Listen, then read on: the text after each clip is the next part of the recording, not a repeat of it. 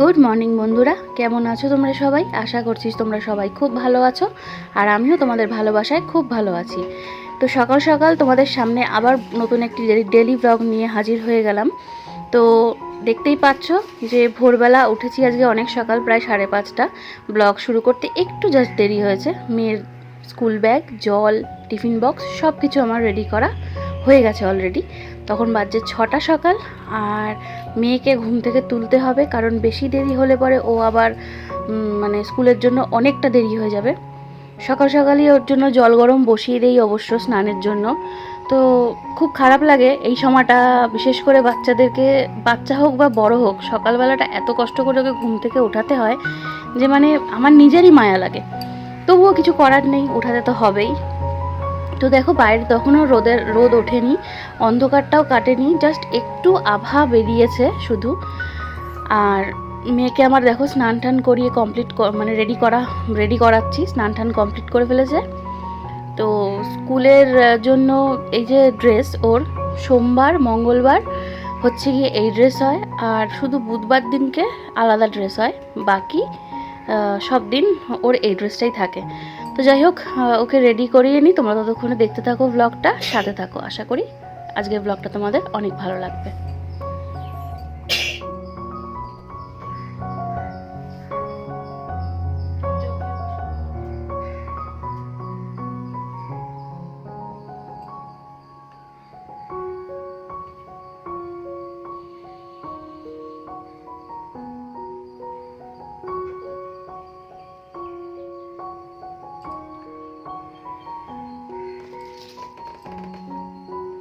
তো স্কুলের জন্য রেডি?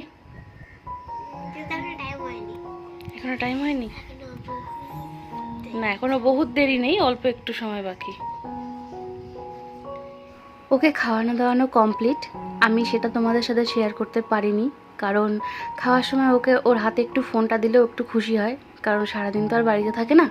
তার জন্য সকালবেলাটা একটু ফোন দেখে, তারপরও মানে স্কুলের জন্য রেডি হয়। আর দেখতেই পাচ্ছ ও এখন পুরোপুরি রেডি হয়ে গেছে।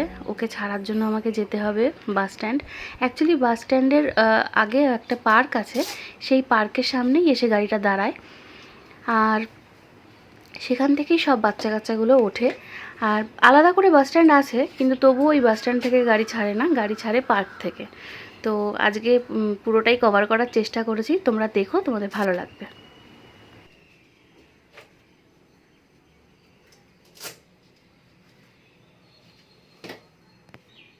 চলো দরজা খোলো, বেরো।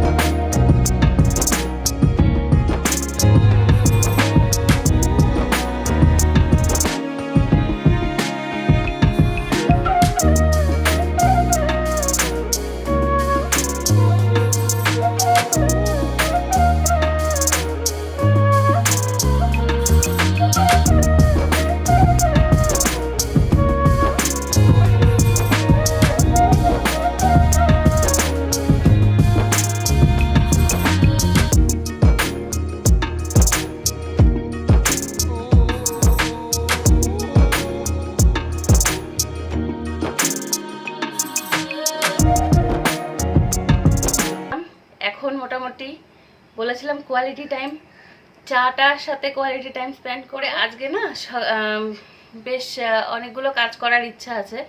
সেগুলো হচ্ছে যে ঘরে যেগুলো ওই যে ঘর ডেকোরেশন করার জন্য যে সমস্ত জিনিসগুলো লাগিয়ে রেখেছিলাম, আমি ভাবছি সেগুলো এবার খুলে পরিষ্কার করে প্যাকিং করে আস্তে আস্তে গুছানো শুরু করে দিই।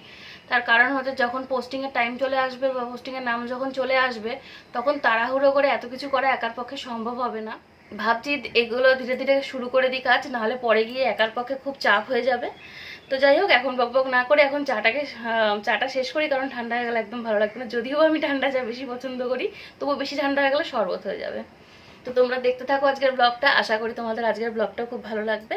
চা ফিনিশ হয়ে গেছে, এখন ভাবছি বসে বসে কিছু কাজ আছে সেগুলো করব।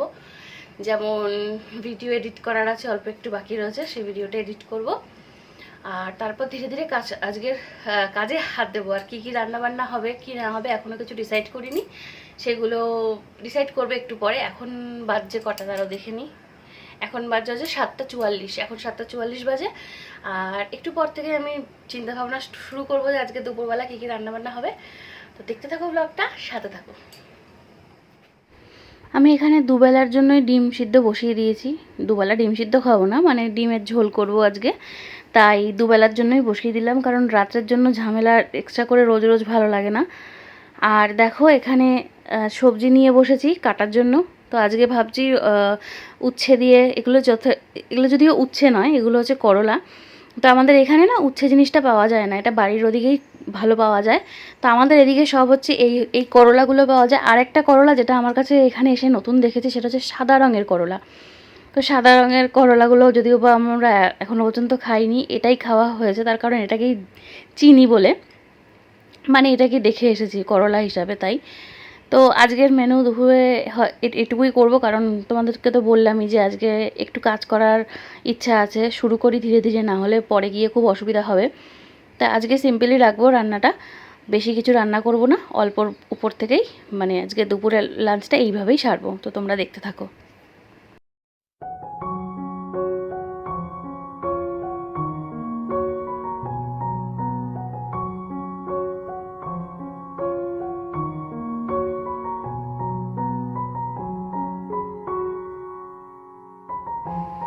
রান্না হচ্ছে একদিকে, আরেকদিকে আমি আমার কাজ শুরু করে দিয়েছি। তো প্রথমেই আমার যে কাজ ছিল, আমি তোমাদের বললাম যে ঘরের এই জিনিসগুলোকে আমি প্রথমে খুলে তারপরে সার্ফের জলে এগুলোকে ভালো করে পরিষ্কার করব। পরিষ্কার করে এগুলোকে শুকাবো। শুকিয়ে আমি একবারে এগুলো প্যাকিংয়ের জন্য রেডি করব। তো যথারীতি সেটাই আমি শুরু করে দিয়েছি। তো শুধু এই ফুল বা এই পাতা এই সমস্তই না, সব যত রকমের টেডি বিয়ার ছিল ছোট দিয়ে বড় দিয়ে, সেগুলোও সব ঝেড়ে মুছে পরিষ্কার করে আজকেই আমার প্যাকিং করার ইচ্ছা আছে। তো দেখতে থাকো।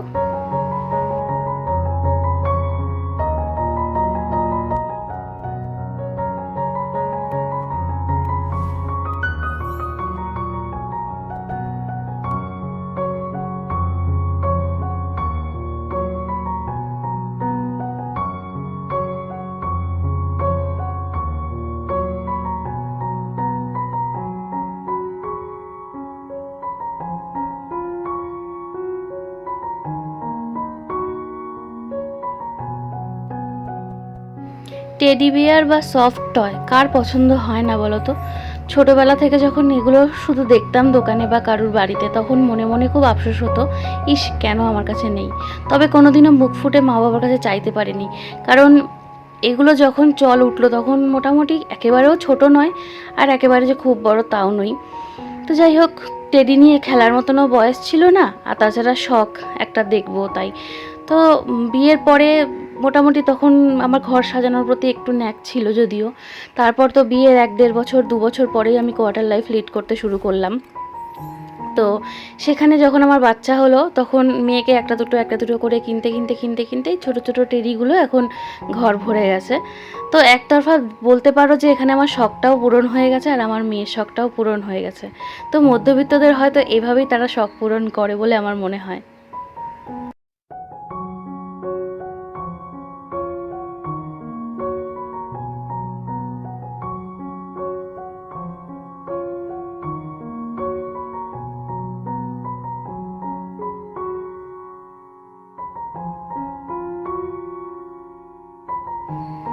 তো আপাতত আমি এই টেডি বিয়ারগুলোকে, শুধু এই টেডি বিয়ার আর সফট টয় যাই বলো না কেন, এগুলোকে শুধু যাতে ধুলোবালি আর না পড়ে, এগুলোকে পরিষ্কার করে আমি রেখে দিয়েছি এক সাইড করে, যাতে ধুলোবালিগুলো আর না পড়ে, তার জন্য আমি এই বস্তাটার মধ্যে ঢুকিয়ে রেখে দিচ্ছি।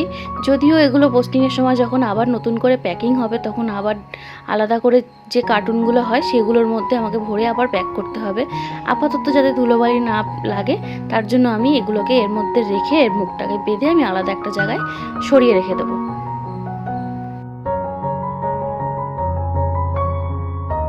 সত্যি বলতে এখন ঘরটার দিকে তাকাতে না একটু মায়াই লাগছে।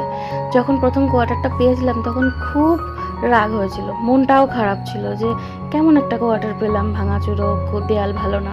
কিন্তু দেখো এখন পুরো ফাঁকা ফাঁকা, ভালো লাগে না। 3টে বছর একটা বাড়িতে কাটানো তো চারটেখানি কথা না। তো দেখো আবার চলে আসলাম রান্নাঘরে। এই করছিলাম আজকে সারাদিনে, একবার রান্নাঘর, একবার শোয়ার ঘর, একবার রান্নাঘর, একবার শোয়ার ঘর। গ্যাসটাকে একদম কমিয়ে দিয়ে তারপর আমি আমার কাজগুলো কমপ্লিট করছিলাম। যদিও ওদিকের কাজ আজকে মোটামুটি একটুখানি গুছিয়ে উঠতে পেরেছি। তো এবার একটু রান্নার দিকে মন দিতে হবে, কারণ ঘড়ি বলছে যে প্রায় 12টা, আর আমার হাজব্যান্ড ডিউটি থেকে চলে আসবে, যদি আজকে ওর মর্নিং ডিউটি, তো চলে আসবে, ও তো খিদে পেয়ে যাবে। তার জন্য এবার একটু রান্নাবান্নার দিকে মন দেই, ঘরের কাজ তো আবার পরেও গুছিয়ে করতে পারবো।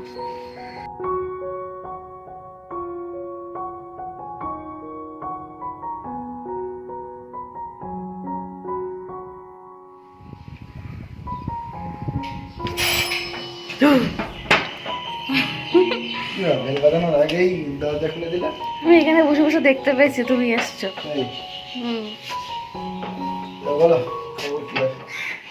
খবর কলকাতা। কলকাতা কলকাতা এখন যাওয়া হবে না। কেন? ছুটি পাবো না। আজকে এখানে দুবার লেগেছে। কি করে? একই জায়গা।